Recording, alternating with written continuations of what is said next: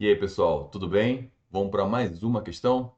Aqui com vocês, professor Elton Borges. Não se esquece, se inscreve no meu canal, compartilha, deixa o seu like e me segue na minha rede social, professor Elton Borges. Então vamos lá. Questão de número 60 da prova CFS segunda 23, código 61. Então vamos ler a questão. Se a função f, domínio conjunto A, contra domínio reais, definida por f de x igual a módulo de x menos 2. Então, a gente tem uma função modular. É uma função injetora, ele está afirmando que é uma função injetora. Então, um conjunto possível, então, em um possível conjunto de A é. Então, é uma questão bem interessante, uma questão conceitual, tá? Vamos destacar o seguinte, que ele fala que é uma função injetora, ele está pedindo um possível conjunto de A, tá? Um possível conjunto de A. Então, pessoal, eu considero essa questão bem tranquila mesmo. A função f de x igual a módulo de x menos 2 é uma função fácil de você enxergar graficamente, né? Lembre que aqui você tem uma função g, né? Vou chamar aqui, ó, esse x menos 2 aqui, ó, vou chamar uma função g de x, assim que a gente pensa, né? Quando a gente vai analisar o gráfico dessa função, vou fazer um esboço aqui pra gente.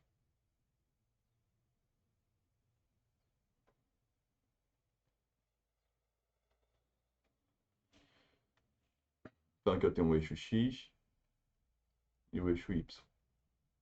Essa função é o seguinte, ó. É uma função simples, né? A g de x. X menos 2 é uma função polinomial do primeiro grau, crescente, e o zero da função é em 2. Então, ele intercepta aqui em 2 e intercepta o eixo y em no ponto 0 para x e termo independente para y, ou seja, em 0 e menos 2, ou seja, ordenada menos 2. Então, é muito fácil identificar esses dois pontos, até de forma mental. Mas se você não entendeu, eu fiz aqui ó, o zero da função, x menos 2 igual a 0, achei x igual a 2. Então, eu achei o ponto de intersecção com o eixo x, né? 2 para x. E a intersecção com o eixo y é o ponto 0 para x e termo independente para o y, no caso, menos 2. É bem facinho, né? Deixa eu ver aqui. Então, deixa eu tentar.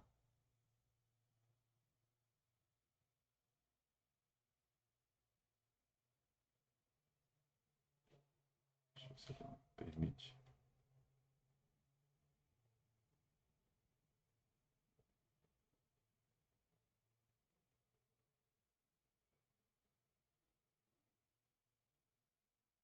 É, meio difícil. Bom, vamos aceitar. Esse aqui é um esboço, né? Que o ponto está bem aqui, tá? O ponto está bem aqui. Vamos aceitar isso aqui. Então tá aqui. Esse seria o gráfico da nossa função g de x. Quando você aplica módulo, né? Você aplica módulo, o que acontece? Você vai rebater a parte negativa. Ou seja, antes de 2, tudo que é negativo eu vou rebater. O que é importante? É eu rebater esse ponto aqui, ó. Se era menos 2, passa a ser 2. E aí, essa parte negativa ela vem para cá, ó, né? Então, o gráfico da f de x é esse v, ó, né? Então, é bem tranquilo a questão da função modular. Mas vamos lá, a questão não é isso, né? Porque se fosse isso, o domínio seria os reais, ó. Ou seja, deixa eu ver, você nem colocou nada aqui? Não colocou nada, não teria como, né? Mas seria os reais. Qualquer valor para x teria imagem. Seria isso, para essa função modular. Agora, o que ele falou de diferente? Que a função injetora. O que significa a função ser injetora? Ou seja, ser injetora é ter uma característica. E aqui está lá em conceitos iniciais de função, né? A função, ela pode ter algumas características. Ela pode ser injetora, sobjetora, objetora, ou ainda injetiva, sobrejetiva e bijetiva. Pode ser também ter a característica de função par e função ímpar. Então, esse é um tópico interessante de você revisar, tá bom? Então vamos lembrar o que é o conceito de injetora. Nós temos o conceito principal que é domínios distintos implica em imagens distintas, tá? Eu poderia também falar o seguinte, né? Existe a negação da implicação aí, né? Que seria imagens iguais implica em domínios iguais. Mas para você entender, é melhor esse conceito. Domínios distintos implica em imagens distintas. E aí, olha só, tem até um macetinho que você aprende, né, quando você faz cursinho, que é se eu passar uma reta paralela ao eixo X, eu não posso interceptar em dois pontos. Por quê? Vamos fazer aqui rapidinho, ó. Vou pegar aqui de vermelho. Se eu passasse uma reta paralela aqui, independente de eu passasse, né? Para cada, olha só, exatamente nesse ponto aqui, ó. Isso aconteceria infinitamente, ó. Nesse ponto aqui eu teria um X, ó. Um X1. E ele teria um outro ponto X2 na mesma altura. Significa o quê? Que eles têm a mesma imagem, ó. Para a mesma imagem, eu teria domínios diferentes. Isso não é uma característica de função injetora. Então, para que ela seja injetora, deixa eu só apagar aqui. Para que ela seja injetora, é necessário que ela, para cada X, eu tenha uma imagem diferente. Como é que eu faço isso? Isso é muito legal. Para que você transforme essa função injetora, você vai fazer uma restrição de domínio. E o que a gente percebe, né? Que se eu traçar aqui, ó, galera, essa reta aqui paralela ao eixo Y, né? Onde essa reta aqui tem nome, né? X igual a 2, olha só. Uma reta vertical, né? X igual a 2. Significa o quê? Antes de 2 e depois de 2. Eu tenho pontos simétricos dessa reta. Então, se eu quero que ela seja injetora, se eu quero que tenha um domínio diferente e imagem diferente, eu vou restringir.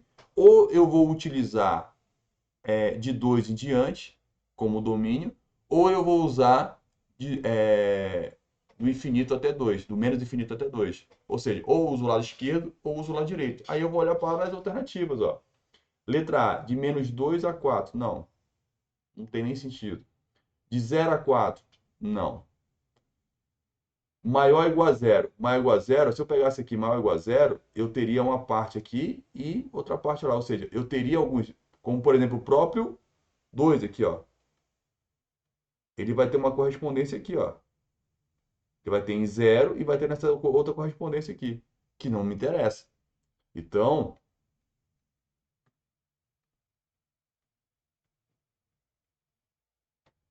para que ela seja realmente injetora, é necessário que x seja um dos possíveis x maior ou igual a 2. Realmente, ó, mesmo a partir de 2, tá? Começando aqui, qualquer x que eu pegar vai ter uma única imagem, que vai ser essa reta aqui, ó. Vai ser só esse pedaço de reta. E toda função polinomial do primeiro grau, ela é injetora, né? Ela é injetora.